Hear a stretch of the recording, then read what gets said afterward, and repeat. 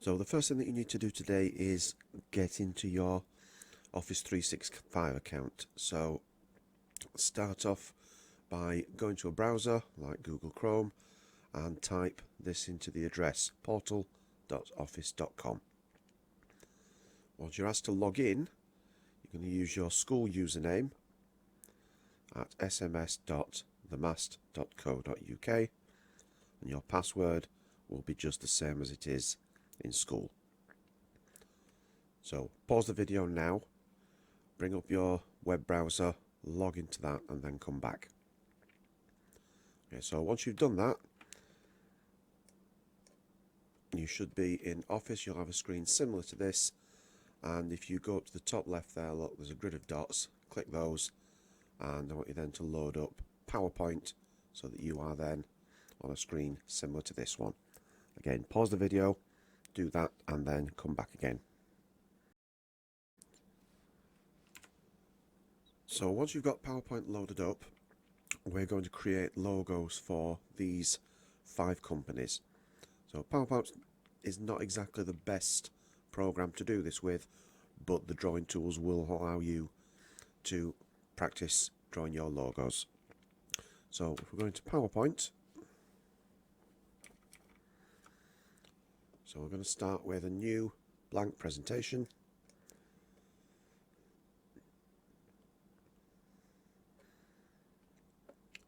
And from there then we're going to go to new slide and just bring up a new blank slide. From there we can go back to our first slide. Let's just put the title in here then, company logos, and then underneath there put your name and class. Now PowerPoint in Office 365 will save that, and you can see it saving mine as presentation 5. So I want to go up there, click on it and give this a sensible name now.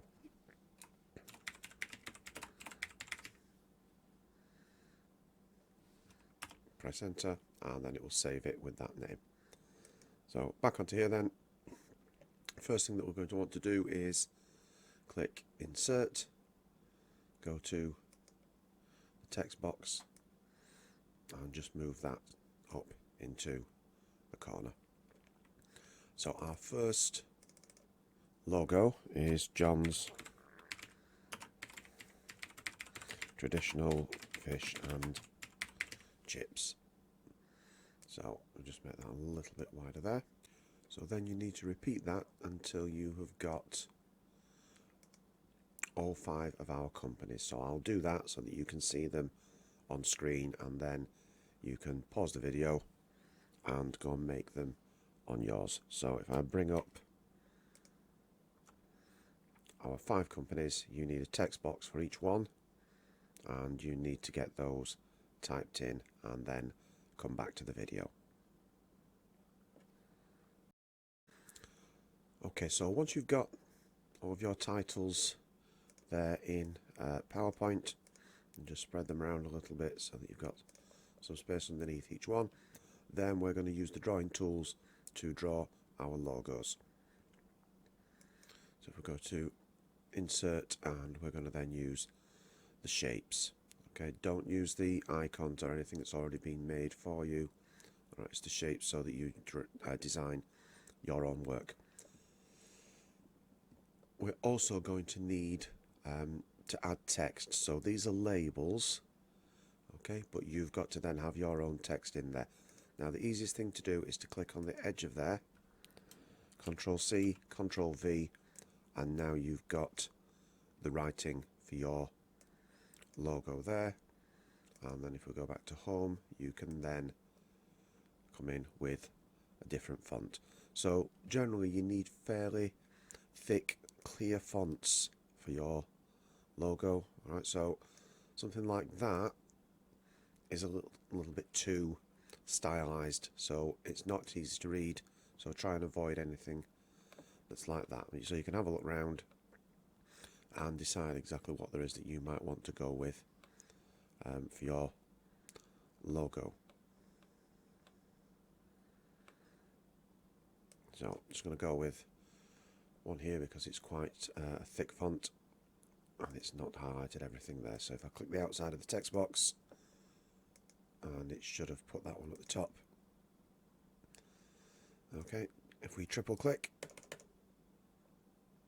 that will highlight everything, and then we can change all of that within the logo. Okay, so we've got the John's Traditional Fish and Chips there. I'm going to copy and paste that again now that I've got my font, because then I'm just going to delete the beginning of one part and the end of another, and that then allows me to move my writing on either side of where the logo will go. I'm going to start there. I might change the colour of that later, depending on our colour scheme.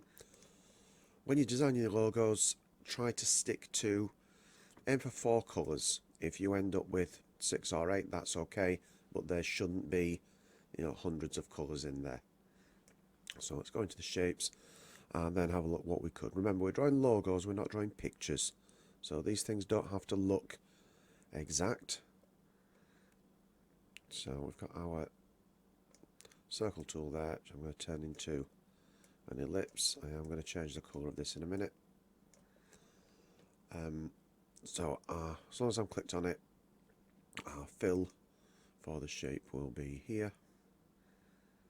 So let's go with something around there. Back to the shapes here then.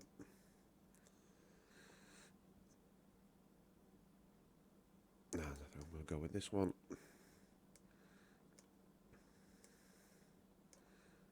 And then yeah, so if I get hold of that, I can flip the shape and put it over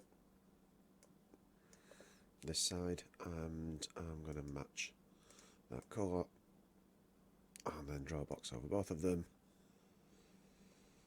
so that we can then turn off the line. So there's the shape outline, and we just set that to no outline. Back to insert. So if we lose the tools, just keep going back to insert, because it does tend to move them around as you're working. Back to the circle again and hold down shift whilst we make that smaller. And again, if you need to, change your colours. Okay, so it's nothing complicated. Yes, it doesn't look exactly like a fish, but it's that idea of a simple shape that gives people an idea of what their company actually is.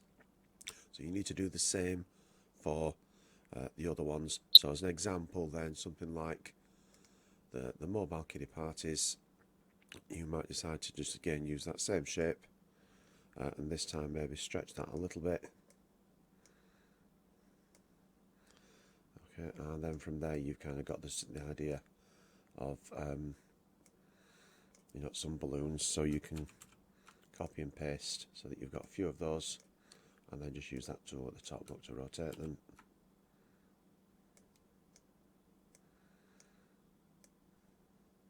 And then you still go through, change the colour of some of these.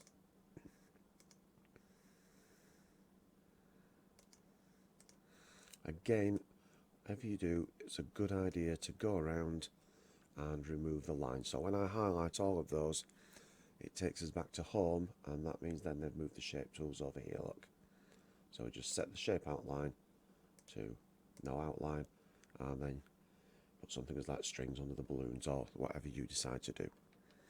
As you work, your PowerPoint will be saved, so before you finish, just make sure that it does say saved there before you close down, and then this will then be on your OneDrive, and you can get that back into school by loading it up from there.